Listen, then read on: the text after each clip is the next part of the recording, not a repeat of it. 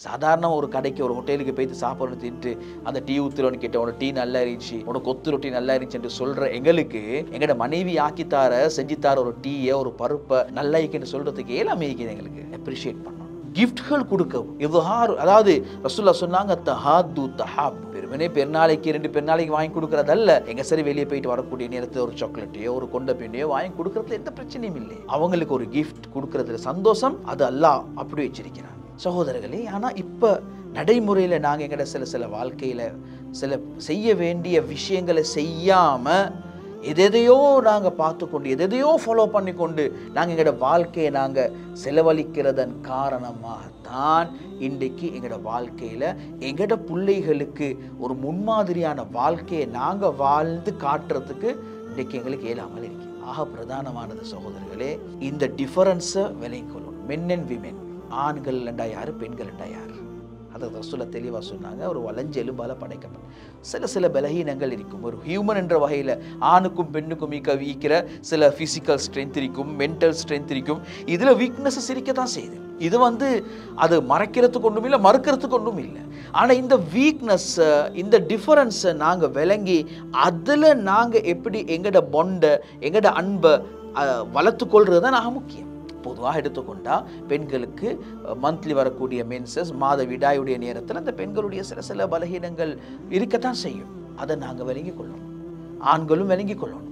அவங்களுடைய சிலவங்களுக்கு ஃபிசிக்கல் ப்ராப்ளமாக இருக்கும், உடல் ரீதியான விஷயங்கள், சிலவங்களுக்கு மென்டல் ரீதியான விஷயங்கள் பலகீனங்கள் இருக்கும். முதலாவது இதை விளங்கி கொள்ளணும். ரெண்டாவது, கல்யாணம் முடிச்சிட்டோம்னா எங்களோட வாழ்க்கையில் நாங்கள் கல்யாணம் முடித்து சில அட்டென்ஷன் கொடுக்கணும். பிரச்சனைகளுக்கு அட்டென்ஷன் கொடுக்கணும்.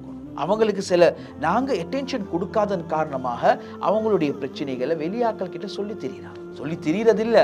சொல்ல வேண்டிய நிலைமை வெளியே போடணுமே. சில விஷயங்களை சின்ன விஷயமா இருக்கலும், நாங்கள் பெரிய பிஸ்னஸில் கலைப்படைஞ்சு போகலும், ஆனால் வீட்டுக்கு போன சில பிரச்சனைகளை சொன்ன ஹதரத் ரசூலுல்லாஹ் ஆயிஷா ரலியல்லாஹு அன்ஹா பேசினாங்கன்னா முழுமையாக திரும்பி அட்டென்ஷன் கொடுப்பாங்க, அப்ரிஷியேட் பண்ணணும். என்னது, அவங்க ஏதாவது ஒன்று செஞ்சுட்டு வந்தாங்கண்டா, உடுத்துட்டு வந்தாங்கண்டா, ஆக்கி தந்தாங்கண்டா, அதை வாழ்த்தணும், புகழணும். சாதாரண ஒரு கடைக்கு ஒரு ஹோட்டலுக்கு போயிட்டு சாப்பாடு தின்ட்டு அந்த டீ ஊத்துறவனு கேட்ட உனக்கு டீ நல்லா இருந்துச்சு, உனக்கு கொத்து ரொட்டி நல்லா இருந்துச்சு சொல்கிற எங்களுக்கு எங்களோட மனைவி ஆக்கித்தார செஞ்சுத்தார ஒரு டீயை ஒரு பருப்பை நல்லா இருக்குன்னு சொல்கிறதுக்கு எல்லாமே இருக்குது. எங்களுக்கு அப்ரிஷியேட் பண்ணணும், கிஃப்ட்கள் கொடுக்கவும். இவ்வாறு அதாவது ரசூலுல்லாஹ் சொன்னாங்க தஹாது தஹாப், பெருமனே பெருநாளைக்கு 2 பெருநாளைக்கு வாங்கி கொடுக்கறதல்ல. எங்க சரி வெளியே போயிட்டு வரக்கூடிய நேரத்தில் ஒரு சாக்லேட்டையோ ஒரு கொண்ட பெண்ணையோ வாங்கி கொடுக்கறதுல எந்த பிரச்சனையும் இல்லை. அவங்களுக்கு ஒரு கிஃப்ட் கொடுக்கறதுல சந்தோஷம், அது அல்லாஹ் அப்படி வச்சிருக்கிறான். முஹப்பத்தை வெளிக்காட்டும், அவங்களுக்கு அன்போட பாசத்தோட பேசுறது, அவங்களோட தலையை தடாவுறது. எத்தனை வயசுன்றது பிரச்சனை இல்லை. 60-70 வயசாகிக்கலும் உங்களுக்கு கணவன் மனைவி உசுரோடிக்கிறாவா, கணவன் ஹயாத்தோடிக்கிறாரா, அல்ஹம்துலில்லாஹ், லவ் பண்ணுவோமே. இந்த சின்ன விஷயங்களை குறைகளை மறைச்சி நாங்கள் இந்த சின்ன ஒரு விஷயம் நடந்தால் அதை வெளியே போடுறது, குறைய வெளியே போடுறது இல்லை.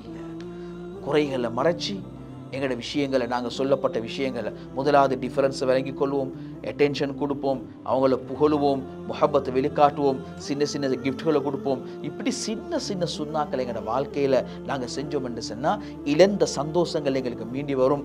அல்லாஹ் சொல்லக்கூடிய அந்த அத்தாட்சி, அல்லாஹ் சொல்லக்கூடிய அந்த சுக்குன், மன அமைதி, அந்த அமைதியான வாழ்க்கை எங்களுக்கு வாழலாம். இந்த விஷயங்களை நாங்கள் கட்டாயம் திருமணத்துக்கு முந்தியும் படிக்கணும், திருமணத்துக்கு புறவும் படிக்கணும். எனவே நல்ல முறையில் சந்தோஷமாக வாழ்ந்து மரணிக்கக்கூடிய பாக்கியத்தை வல்ல ரஹ்மான் நம் அனைவருக்கும் தந்தல் புரிவானாக. வ ஆகிரு தஅவானா அல்ஹம்துலில்லாஹி ரப்பில் ஆலமீன்.